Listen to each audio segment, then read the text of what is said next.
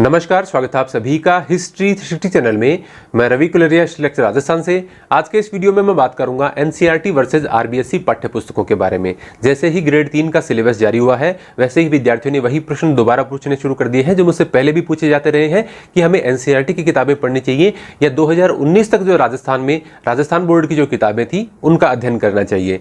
तो REET second grade की बात हो, चाहे ग्रेड 3 की जो मुख्य परीक्षा है उसकी बात हो, सबके लिए विद्यार्थी ये प्रश्न मुझसे बार बार पूछते हैं। इसलिए मैंने पहले भी एक बार ये वीडियो बनाया था, लेकिन वो वीडियो पहले पुराना हो चुका है। जो नए विद्यार्थी जुड़े हैं उसके बारे में उनको पता नहीं है, या कई विद्यार्थियों ने उस वीडियो को देखा नहीं है, तो उनको मैं दोबारा इस मुद्दे के बारे में अवगत कराना चाहता हूं। तो मैं बिल्कुल स्पष्ट तौर से अपनी बात रखने का प्रयास करूंगा। राजस्थान बोर्ड में 2019 तक जो किताबें चलती थी वो काफ़ी अच्छी थी और फैक्ट्स के लिए उन किताबों का कोई तोड़ नहीं था, बहुत अच्छे तरीके से वो किताबें थी। लेकिन जैसा कि अभी पिछले 1-2 वर्षों से, जैसे बोर्ड में तो अभी लागू हुई है इसी वर्ष से 10वीं 12वीं में तो, और बाकी कक्षाओं में पिछले जो सत्र था, सेशन था, उसी से एनसीईआरटी की किताबें लागू हो गई थी। तो अभी आपका चाहे कोई भी एग्जाम हो, चाहे आप ग्रेड 3 की बात करें चाहे ग्रेड 2 की बात करें, आपके लिए एनसीईआरटी पढ़ना एकदम कंपलसरी है। यानी आप बिना एनसीईआरटी के इन एग्जाम के बारे में मत सोचिए। आप राजस्थान बोर्ड की किताबें पढ़ते हैं तो वो बहुत अच्छी बात है। जो अभी राजस्थान बोर्ड का मतलब एनसीईआरटी न्यू नहीं, 2019 से पहले की बात, 2019 से पहले वाली किताबें भी साथ में पढ़ते हैं तो वो आपके लिए बहुत अच्छा होगा।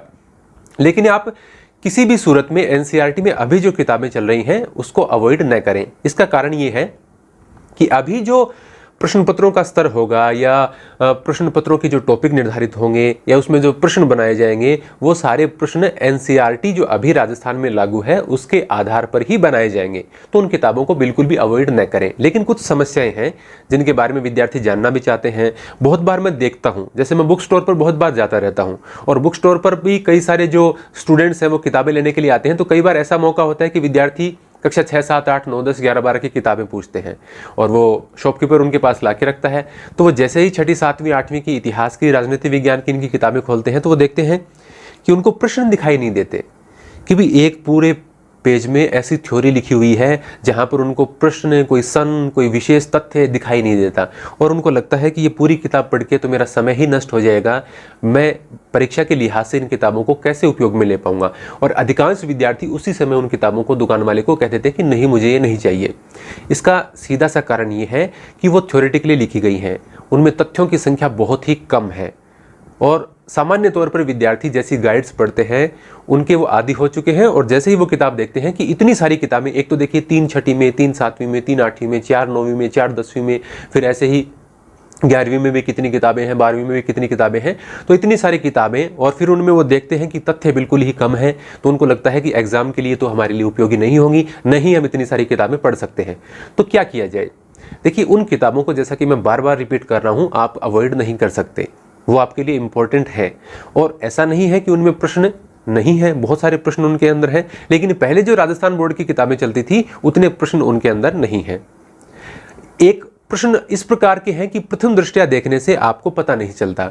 जैसे अभी मैं जो एनसीईआरटी हिस्ट्री की 6ठी की किताब पढ़ा रहा था तो उसमें आपने देखा होगा कि मैं कई ऐसे तथ्य आपको दिखाता हूं उसके अंदर कि देखिए यहाँ से कैसे प्रश्न बनते हैं। लेकिन एक बात है कि बहुत सारे फैक्ट्स जब आप याद करके जाते हैं तो उनमें से बहुत सारे आप भूल भी जाते हैं, क्योंकि इतने तथ्य याद नहीं रखे जा सकते। अगर एनसीईआरटी की किताबों से आपको एक जगह कई फैक्ट मिल जाते हैं या उनके आप नोट्स तैयार कर लेते हैं, तो मान लीजिए कि उनमें से यदि 60%, 70% भी क्वेश्चन आते हैं तो वो आपके गलत होने की कोई संभावना नहीं रहेगी, क्योंकि उनमें लिमिटेड फैक्ट्स हैं और वो निश्चित रूप से याद रखे जा सकते हैं। उनका 2, 4, 5 बार रिपीट आप कर लेंगे, उनका दोहरान कर लेंगे तो वो याद रखे जा सकते हैं और वो क्वेश्चन आपके तुरंत आप देखते ही एग्जाम में सही कर देंगे।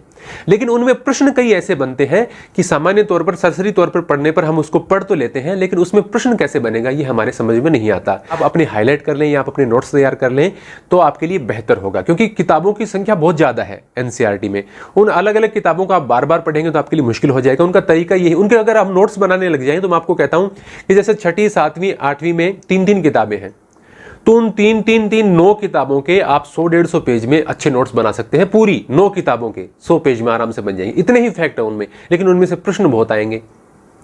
तो इनको उनको सीधा पढ़ने का तो एक ही तरीका है कि भैया आप उनमें से अंडरलाइन करके अपने नोट्स तैयार कर लें, क्योंकि बार बार उनको रिवाइज करना थोड़ा सा मुश्किल हो जाएगा। एनसीईआरटी और आरबीएसई में फाइनल में आपको ये बताना चाहता हूं, और अभी हिंदी संस्कृत के विद्यार्थियों ने कुछ पूछा था वो भी मैं बताऊंगा। तो एनसीईआरटी आरबीएसई में देखिए, आरबीएसई की आप 2019 तक की किताबें पढ़ते हैं, गणित वगैरह के बहुत अच्छे प्रश्न उनके अंदर होते थे, अब भी किताबों में बहुत अच्छे प्रश्न हैं, तो वो आप साथ में पढ़ते हैं। देखिए गणित वालों को तो दोनों की तरफ जाने की बिल्कुल आवश्यकता नहीं है, लगभग 95% सेम है। जो पहले राजस्थान बोर्ड में था वो अभी एनसीईआरटी में है, अभी एनसीईआरटी की किताबें पढ़ें, आपको कोई इशू नहीं आएगा। बाकी एसएसटी वगैरह के विद्यार्थी हैं, वो यदि पढ़ना चाहें तो राजस्थान बोर्ड की पुरानी किताबें पढ़ सकते हैं, यदि उनको लगता है कि आप इतने प्रकार की किताबें पढ़ सकते हैं तो। लेकिन आप एनसीईआरटी की किताबों को चाहे कैसे भी आप मैनेज करें, लेकिन उनको आपको पढ़ना बहुत जरूरी है।